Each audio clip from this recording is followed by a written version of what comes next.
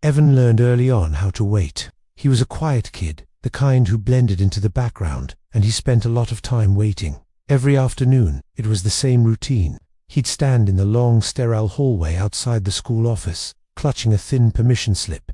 It was just a flimsy piece of paper, but it felt heavier than a textbook in his small hands. This slip was his ticket to leaving school alone, another solitary walk home through the biting cold of the city streets.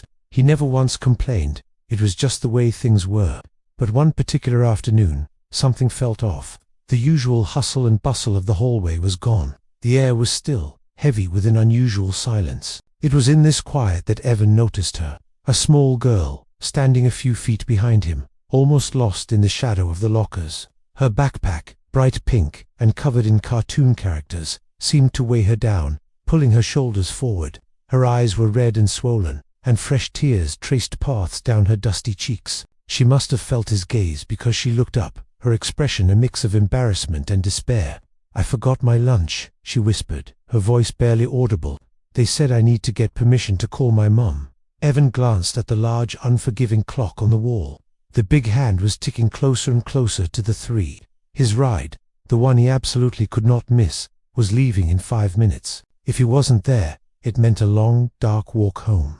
The thought made a familiar knot of dread tighten in his stomach. The little girl wiped her face with the back of her hand, but a new tear quickly took its place. Her hands were shaking, whether from cold or from fear, Evan couldn't tell. Seeing her standing there, so small and helpless, made his chest feel tight, like he couldn't get enough air. He looked from her tear-streaked face to the permission slip in his hand, then back again. In that moment, a decision formed, quietly but firmly. He took a slow breath and stepped out of the line. "Here," he said, his own voice sounding strange in the quiet hallway. "Take my place." He gently pressed the now crinkled permission slip into her hand. She stared at him, her wide, tear-filled eyes blinking in disbelief. "But you were first," she stammered.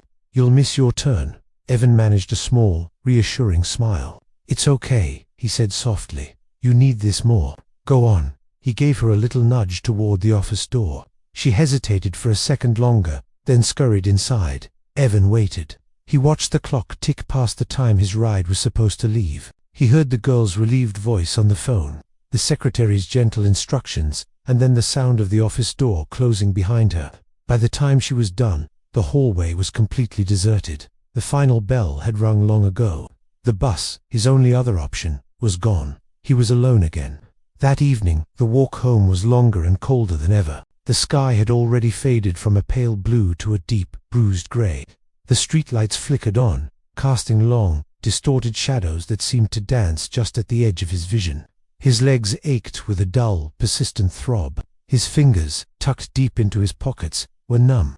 With every step he took on the cracked pavement, a nagging voice of doubt crept into his mind. Asterisk, was it worth it? Asterisk, it whispered. Asterisk, you're cold and hungry, and no one even noticed. Was it really worth it? Asterisk, when he finally reached his front door, the house was dark and silent. He let himself in, the click of the lock echoing in the empty space. He ate a bowl of cereal for dinner, the milk so cold it made his teeth hurt, and went to bed early, too tired to even take off his jacket. He pulled the covers up to his chin and fell into a restless sleep, the question still echoing in his head. Days turned into a week, then 2.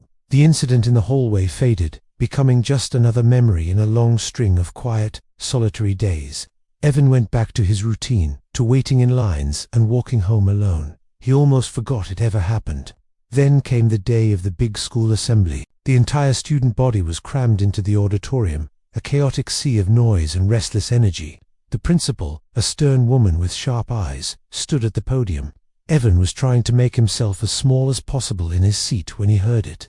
His name, it was spoken clearly, amplified by the microphone, and it seemed to bounce off the high ceilings of the cavernous room. A sudden silence fell over the students around him. His heart began to pound against his ribs like a trapped bird. All at once, hundreds of faces turned to look at him.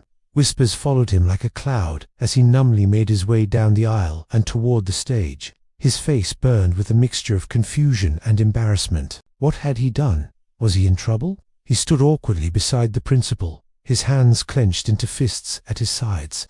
Then, she began to speak, her voice ringing with a warmth he'd never heard before. "Most kindness is quiet," she said, her eyes scanning the crowd. It doesn't shout or ask for attention, but that does not make it small. She then told the story.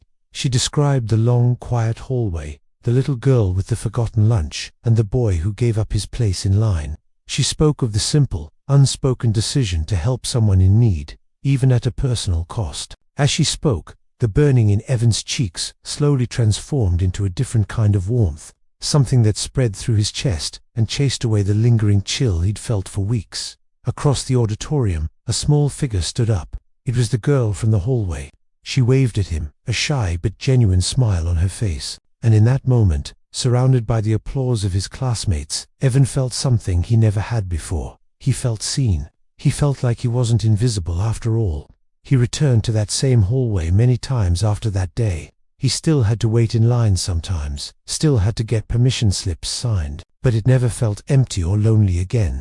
He walked those long corridors with a newfound sense of purpose. He understood now. He knew that even the smallest, quietest choices, the ones no one seems to notice, could echo in ways you never expect.